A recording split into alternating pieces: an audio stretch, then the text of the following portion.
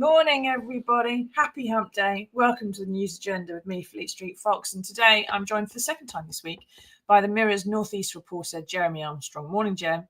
Good morning. How are you doing? Now, this is the People's Pay-Per-View, so get into the comments, ask us your questions. We'll do our best to answer them for you, even the complicated financial and economic ones. Those of you listening on podcasts are just going to have to start hoarding the toilet roll and see how long it lasts.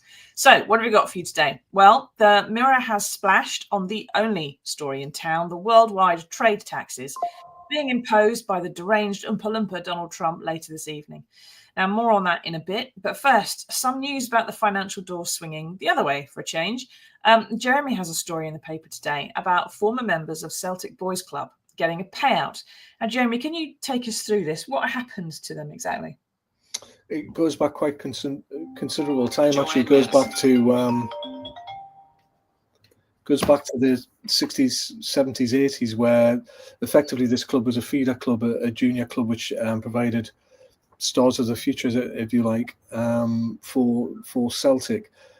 It's taken an awful long time to settle because initially there was a denial about the culpability, about the it's called vicarious liability in legal terms, and this happened with many clubs when this scandal came to light. Some clubs, for example, I did a story on Paul Stewart and did his memoir on the back of that story when I did an interview with him where he was talking about the abuse that he suffered at the hands of a guy called Frank Roper.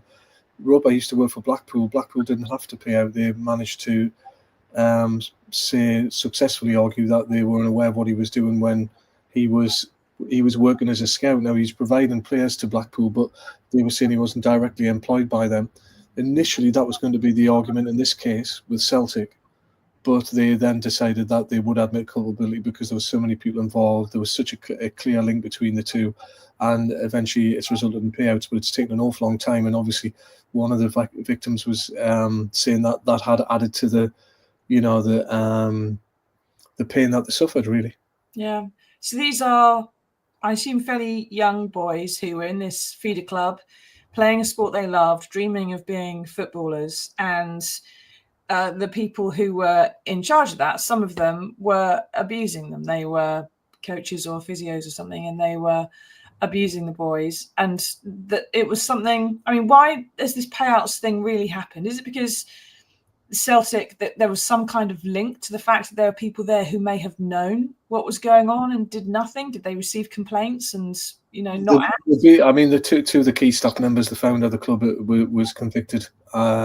As you said, other affiliate members were convicted as well, so that they were brought to book many years after the abuse, but nonetheless have been imprisoned as a result of their crimes. So you're right what you say. I mean, ultimately, it was shown in court that the kids who were being trained at this club were kind of a feeder club effectively for Celtic, and that's where the responsibility, that's where the kind of culpability eventually was proven in law. And it's taken an awful long time to settle it, but one can understand that given the fact that it's seven figures, it's an awful lot of money. Yeah, exactly. And I suppose as well, part of the reason that the victims want to kind of get it onto something like Celtic, you obviously do bear some more responsibilities. That's where the money would be. There's no point trying to go after somewhere lower down the chain. You're not going to get very much. So how have the survivors reacted to this? Does this pay out eventually after so long and so much arguing? Does it, like you said, they felt re-traumatized by the process? Does the fact that come to the end of that process, is that beneficial? Are they reacting well to this? I mean, the problem one has is when it takes such a long time, there's a kind of there's an added pain, isn't there? It's one of the victims said in an interview with Sky News. Actually, he was basically saying that when it takes such a long time, the denial of it kind of puts you. I mean, when you think about these court cases, really, Susie, you've got to go through the entire thing again anyway, haven't you? So in order to give evidence, you have the trauma of reliving the entire episode and the abuse that you've suffered at the time, in order to bring these people to book and to bring them to trial, to then have that extended by the legal process. I think it's difficult to underestimate how hard that is for the victims, really. And I know I haven't done so many stories on, the original abuse scandal. I mean, when I did the story on Paul Stewart, remember getting calls from people who hadn't told their wives, hadn't told their mothers, hadn't told their family members, hadn't told their friends, decades later what had happened to them. Mm. So, you know, you try and imagine that, don't you? I got a call from a guy in Australia who was telling me about that, and he hadn't spoken to anyone else about it. I was I was the first person he'd spoken to since it happened. And you know, you can't imagine the ripple effect that has on the rest of your life, really. No, it's one of the things I think that nuclear test veterans have shared to some extent. There's, you know, there's like a core of campaigners perhaps that may continue, but quite often when we have big stories, especially that may go to other places like in Australia, I'll get a call or an email from someone who goes, I didn't know anything about this, or my dad was there, or it makes sense for some of this stuff that was going on, or we knew about it in our family, but we didn't know there were others, you know, and they need to sort of pour their hearts out a bit, and it can be very traumatizing when you're a victim of wrongdoing like that. So have the clubs reacted? Because there's a bit in the paper that says that they hadn't put out a statement, but I think they did late last night. Celtic did, and they basically Celtic put out a statement where they were saying that they acknowledge the strength of the survivors of abuse who have come forward and hope that this resolution may help to bring them closure. Celtic Football Club is appalled by any form of historic abuse and has great sympathy for those who suffered abuse and for their families. The club is very sorry that these events took place at Celtic Boys Club. So there's an acknowledgement there, which is really important. I think that, you know, they're recognising their responsibilities, and they also say in the statement that they're trying to settle the claims. 22 have been settled of the 30, and there are 8 which are outstanding. And I think that's really, really important for the victims. Yeah, let's hope that gets settled quickly without too much more argument, unlike some of the other payouts we've seen from government, for example, like Infected Blood and Post Office, which seems to be dragging on. Hopefully Celtic can sort that out a bit more quickly. Now, on to the main story of the day. And this evening, Donald Trump is going to take to the White House Rose Garden for an event titled, and I kid you not, Make America Wealthy Again. The leader of the world's biggest economy, for it is him, will announce the level of trade tariffs, and that's, you know, taxes on imported goods, which he's about to impose apparently on every single country on earth. Now, this comes in awful April for Britain, when we are already facing increases in just about every single household bill and cost imaginable. And this may well be an extra one for a lot of people to have to bear. Now, Jeremy, this is a made-for-TV moment tonight, because governments around the world don't seem to know what he's going to say. Quite. They don't know what level these tariffs are going to be at. There's been lots of talk and lots of negotiations, but nothing really firm decided, which means the viewing figures are going to be massive. And the figures who are viewing it are also going to be fairly massive, because presidents and prime ministers are going to have to tune in to find out what the hell's going on, aren't they? Yeah, and the EU have already said that they're going to watch with regard to the detail of it, and there's this terrible danger of the domino effect of a trade war, really. If you got every single member of the EU taking countermeasures against the Americans, I mean, you know, obviously trade by definition has that, you know, that quid pro quo, if you like, where, you know, you're making allowances for your trading partners and vice versa. He's for the first time saying that VAT is now being deemed to be a tax, in inverted commas, on American imports, where obviously every single thing which is sold in the UK it pretty much is subject to VAT. So I find it really, really hard to comprehend how we can't work that out, really. You know, that every single action is going to have a counter action, and it could be catastrophic for America as well as for the rest of the world. It's not just the UK and the EU that are going to suffer as a result of this. And the 25,000 jobs is a really, really conservative estimate. So where I'm from in the northeast, Nissan has 6,000 jobs directly, you know, in direct employ to Nissan, but there are 30,000 jobs in the supply chain. And we've got investment in, you know, for example, they're doing electric cars. So the battery facilities on the doorstep in Sunderland. So that's thousands more jobs. It's literally tens of thousands of jobs that are at risk here. Yeah, it's going to be quite far-reaching. Now, all this comes about. I'd like to know what you're interested in, everybody, and what you think about this. Do you think Donald Trump's got a right to do this to the rest of the world? I mean, he can set trade tariffs, but is it something maybe Congress should be voting on rather than just him unilaterally acting? I dare say there's going to be legal objections to some of his stuff, because there usually is. But do you think this is going to damage America? Do you think ultimately this is going to be an act of self-harm? We'll have to wait and see, of course. But it all comes about, I suppose, as a theory that America has the biggest consumer base, the biggest buying power, because it's already the wealthiest place on earth. And it is therefore, it's buying up things from the rest of the world, but the rest of the world isn't buying its stuff. Now, we say this on a show being broadcast to a worldwide, to a theoretical 100 million audience of people, all of whom access it on American-owned social media platforms. But hey, what the hell? We're not buying enough American stuff, apparently. Now, Jeremy, Trump's solution for this, what he sees as an inequity, is to punish the rest of the world with these extra taxes, cutting off the valuable US market to them, in an effort to get them to lower their own trade barriers so he can start pumping US business products and everything else out in a way that he thinks they haven't been so far, although the Western world is pretty Americanized to me. Is that how it's going to work in practice? Because he seems to have this very binary idea that you do this and that thing happens and then I win.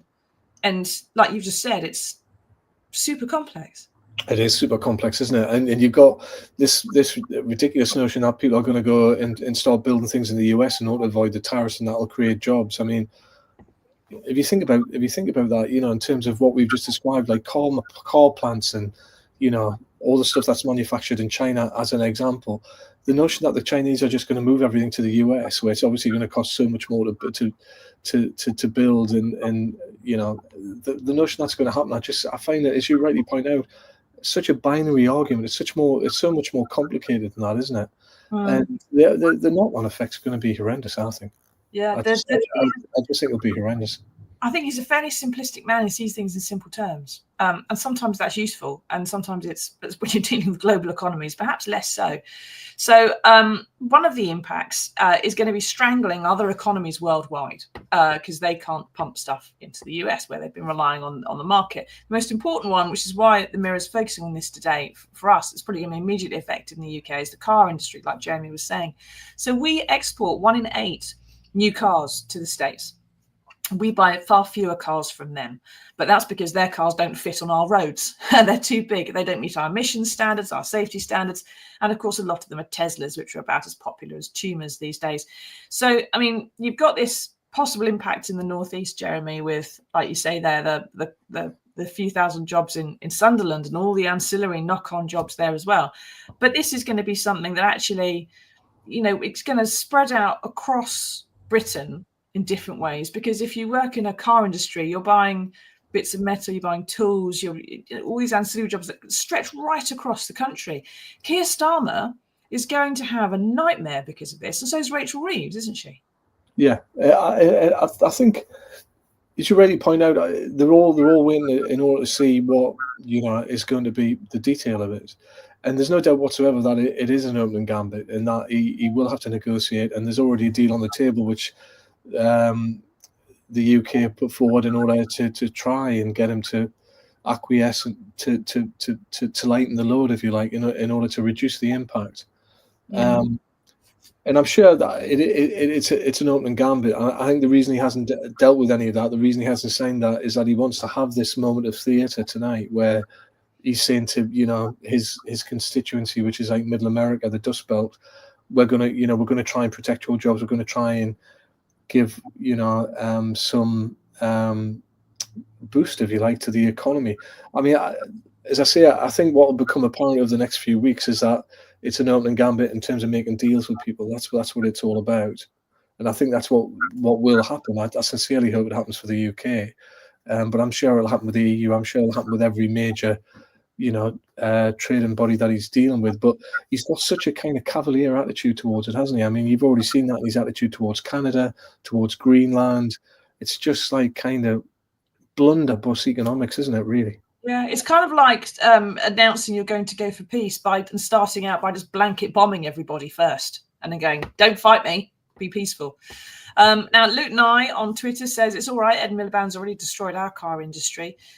What do you think, everybody? Do you think this is going to affect you? Do you think it's going to affect prices that we have to pay for things here? Do you think it's going to make a longer knock-on effect? And do you have faith that Keir Starmer is going to be able to negotiate a deal of some sort?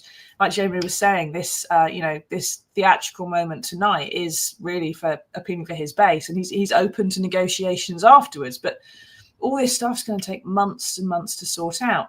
And some of the things that are going to be on the table when Britain is called to negotiate are going to be stuff we might not really like to do. So there's the tech tax, which is when Rachel Reeves was going to take 2% out of the money made on tech companies in the UK, which was going to hurt Meta and Google and X.com. And that was something that was upsetting the tech bros and Donald Trump. That looks like that may well be up for grabs now. And there may well be some acceptance or lowering tariffs on American beef and chicken. That doesn't mean we're accepting chlorine-fed chicken or GM beef, because that still doesn't meet safety standards. It does mean that tariffs might come down for the stuff that is safe enough to import, which, of course, will affect our own producers for these things. And that's going to affect people all over the country. So I think when the presidential elections happen, I think there were a lot of people, especially on this show, elsewhere, asking, why do we care? He's not our president. Why is this filling our airwaves? Why is this filling our newspapers? Who gives a damn? This is why, isn't it, Jeremy? Because as leader of the biggest economy on earth, he can, in effect, send the entirety of world trade into freefall in a way that China or Russia can only really dream of. I mean, this is kind of the impact you'd have at the opening of a world war. Yeah, exactly that. And it's come at such a terrible time as well. I mean, listen, is there a good time to do something like this? I would contend that there isn't, but you've got all the added pressures on energy because of the Russian and Ukrainian conflict. You've got what's happening. It sounds a bit localized, this, but if you look at the UK, because of the difficulties in May with rising energy bills, rising all the bills for consumers, huge doubt about the impact that's going to have on the economy in and of itself. You can imagine that, and the added impact of this, and it's about uncertainty, isn't it? Unfortunately, that's the key. And in economic terms, it's catastrophic, I think. Yeah, well, one of the big impacts is going to be the fact that he's holding this talk in the Rose Garden tonight after the US stock market closes. And that's because the US stock market is expected to react very, very badly to this kind of news, as you would expect. Now so what, if you don't deal in stocks and shares, you may not think that matters. If you have a private pension fund, the chances are it is invested in the Standard & Poor 500 in the US, which tracks the US stock market. And so people's pensions are going to suffer. People's spending power is going to suffer. Rachel Reeves, when she has to come back to the dispatch box in autumn, is going to be looking at an economy which may have contracted as a result of what that idiot over there's done. And she's going to have to change things here. And that may, again, impact, Keir Starmer's own popularity and his own chances of being re-elected. It's in everybody's interest, therefore, to try to negotiate a deal. But Donald Trump seems to be of the opinion that it's not in his interest. But it does really matter what they are doing over there. Wes says Ford is one of the most common cars on the UK's roads, but Trump thinks we don't buy American. I suspect some of that may be because Ford's got has had factories in the UK. And I don't know if that would therefore qualify in Trump's mind, or indeed for tariffs, whether that qualifies as a British-made product, therefore, if it's made in Britain by British people, or whether it's something that's not necessarily, it's not a car that's imported, is it? You're maybe importing bits from the US, but you're building it here, and therefore the tariffs probably don't apply. Steve says, could tariffs be the thing that brings Trump's administration down? At least that would be one good thing. It does sort of look like there's going to be a massive financial hit from this, Jeremy. All my instincts are saying that America's economy is going to tank, just from a variety of things that Trump's been doing. I mean, firing thousands of people in one go is going to do it, if not some of the other stuff that he's up to. How do you feel it's going to go? And what it's already looking like that's not particularly popular in the US. Yeah, and as I said earlier, the market's going up, the market's going down. They went up when he announced the trade war with Canada, and then they came back up because he managed to say that he was going to sort of temper his announcement, and it wasn't going to be quite as dramatic as it first seemed. There's been some terrible kind of conjecture about whether he knows people are going to benefit from this constant shares going up, shares going down, shares going up, and all that. I mean, I think uncertainty, the one thing one can say is that uncertainty is the last thing you want in terms of market forces. It's the last thing you want in terms of having stability. And ultimately, I agree with you. I think if it starts to cost jobs, which it could do, and it starts to jeopardize economies right around the world, which again is completely plausible in the context, then it'll start to bite. It'll start to hit home, and I think people realize that you can't just keep on bringing in measures which are supposedly protecting American jobs at the cost of jobs elsewhere. It just doesn't work like that. No, and it's going to affect his base, I would have thought, and it's going to be something that maybe he has to sort of react to. And there is going to be some early indications of how popular Trump's actions so far have been, because there's been elections yesterday in Wisconsin to the Supreme Court and in Florida to, I think it's the Senate, in Republican districts, and what the turnout and what the response is on those, and whether Democrats sort of surge ahead and not is going to make a bit of a difference perhaps to how he reacts to things in the future. Who knows? We'll have to wait and see. But thank you very much for that, Jeremy. And thank you everyone for taking part. We'll have to sort of keep an eye out on Trump's announcement. I expect we'll be carrying it on these channels later on, so do come back for that. Now, in the meantime, we have managed to find some good news in the world for you. Here it is.